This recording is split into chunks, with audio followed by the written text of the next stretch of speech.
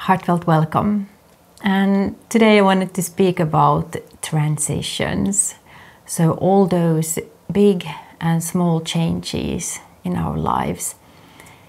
It's actually starting already when we are small and grow up and we learn to take our first steps and we learn to say the first words, and it continues to teenager and growing into being an adult. So all those changes in our lives as we grow up are already big transitions. And also, like changing a job, finding a new job, finding a partner, breaking up from your partner, all those are also big transitions. We encounter so many changes actually on a daily basis in our lives that it's worth to think about it a little bit deeper. And all those changes are like portals. We have big portals, like big life changes, and we have daily little portals. Already the fact that you get up from your bed in the morning is a new start, a new beginning. Every day we can greet the sun, say hello to a new day, and it gives us every single time a new possibility to change something that we want to change, or bring in a new thought, a new habit, anything really that you would like to change in your life. And also as a woman, we go through many stages, as mentioned, through the teenage years, growing up to be a woman, maybe giving birth or becoming a mother otherwise, and also going through the transition during the menopause, so growing from being like reproductively capable into something else. And that something else, I like to think that it's a growing into your own knowingness, to know where you stand, to know what you want for the rest of your life, and really to own yourself and your own thoughts and your own truth, and to stand with your feet very firmly on the ground, at the same time opening up to all the infinite possibilities that is in life. But we come back to all the changes that we go through in our lives, some easy, some very, very joyful, happy, and some are very difficult, super difficult. And some of the changes that we go through requires that we take time to grieve, for sadness, and to integrate what we have been learning. So every change is a possibility to learn. We learn and we grow and we evolve. And some changes, as said, they are very fast. They go like this. We get an insight of something, or we get the job information. We got a new job like that. Someone calls us, hey, you got the position, and we are very happy about that. So again, it's a possibility for something new. And regardless of how you would label your transition, your change, a big amount of self-love is always needed. So self-love can mean that you accept yourself, you accept what is happening. Self-love can mean that you have so much compassion for yourself. Self-love can mean that you understand yourself, what is happening. Maybe you don't understand at that moment in time why something is happening, but you understand yourself and why you would react in a certain way.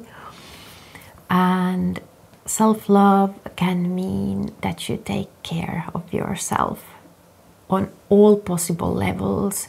You take care of your physical well-being, you eat well, you sleep, and you exercise. You take care of your physical body as best as you know.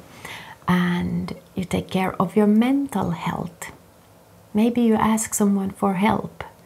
Maybe you do some contemplative practices, maybe some meditation practices. Or read an inspiring book.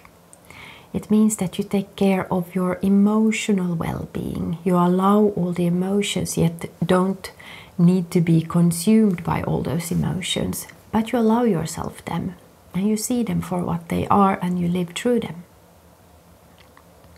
And you take care of your spiritual well-being by, okay, there's so many means how you can take care of your spiritual well-being, but I would say the first and most important thing is to acknowledge that you are spirit, you are part of the great mystery of life, and you look into that deeper part of yourself and of life, and you see, you can, in that sense, you can start to see what meaning there would be with everything that is happening in your life, and how you can grow for it, how you can turn all those changes, life lessons, always into a great, or the changes into a great life lesson. And then when we go further with the transitions, no doubt, absolutely no doubt. So when you transition, when you go forward, when you are perhaps in the middle of the transition period, you don't know what is happening. Why is this happening? Why am I going through this? Why do I feel the way I feel? And it's all like swirling around, and we should allow that phase too. Allow things to be on the move, to allow things to find its own place. So if we think about an apple tree, when the apple is ready, it falls to the ground. And then when the apple is ready, the seeds are ready to start to grow again into a new apple tree. So we shouldn't pick that apple before it's ripe. And the same we should allow for our own inner processes to take time, so that it can find that final solution. We can come to terms with why is it happening, or how can I cope through this, whatever that transition is that you are going through. And if we think about the apple and little seed, so that little seed becomes our own wisdom. So whatever huge or not so huge, maybe smaller transition, but whatever it is that we are going through, we allow it to mature. So we can get that little seed, that nugget of wisdom out from it, that allows us again to grow forward, and also to share forward with other people. So nothing is ever in vain. Whatever you have gone through, whatever you have learned, allowed to mature and integrate into your whole being, that is your wisdom.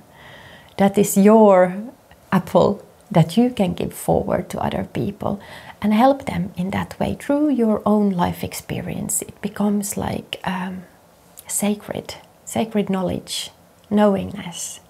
This is what you went through, and you alchemized it into something very beautiful that you can give forward.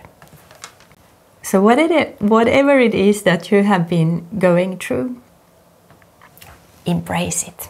Embrace it and really see, even if it would be the most difficult thing, see what golden wisdom can you take out from it. Like the little hummingbird would do. It would go to flower and just take the most delicious and beautiful nectar out of that flower, and again fly forward. Again, take the most beautiful nectar out of it. And we can be like that hummingbird and find those nuggets of wisdom, of sacred knowledge and knowingness in everything that we go through. So a transition, a change is always a blessing. It's not always easy. Sometimes it's great, it's wonderful, it's joyful immediately at the beginning. And sometimes we find that wisdom after a while, after we have let it mature, sometimes even for many years. And one little practice that I would like to introduce to you to kind of make that transition, that change in your life in a very conscious way.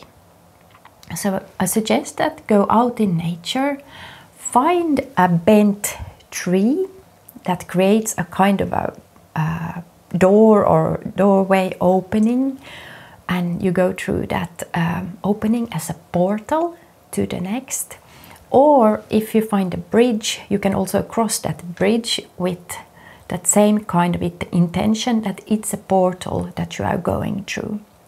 So as you stand ready to make that transition in this little old school earth magic way, practice, stand and think about what is it that you are leaving behind, and towards what are you walking? What is it that you have grown out and you are now ready to leave behind?